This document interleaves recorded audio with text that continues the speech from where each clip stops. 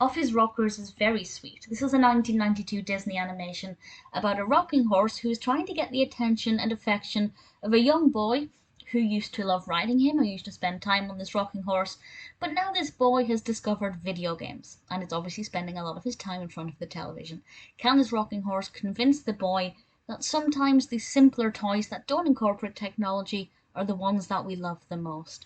I think it's obviously a very sweet message about not neglecting things that are more traditional and simple and classic. Because let's face it, yes, in 1992, maybe even more so now, children worship technology.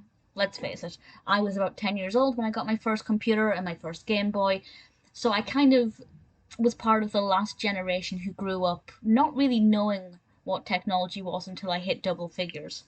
And at least in terms of play, none of my toys plugged into the wall. And certainly that is not something that is the case now. And I think it's such a sweet message about remembering fondly the toys that encourage more creative, imaginative play. And this is what we get to see with this rocking horse who is trying to convince the boy to remember those times and, to imagine himself as the cowboy or whatever riding his pony. It's so sweet. The quality of the animation is really good for 1992. That's unquestionable. I think it's visually very stunning to watch. It would be interesting to see what they would do with it if they created this today, as I think they might take a different approach to it.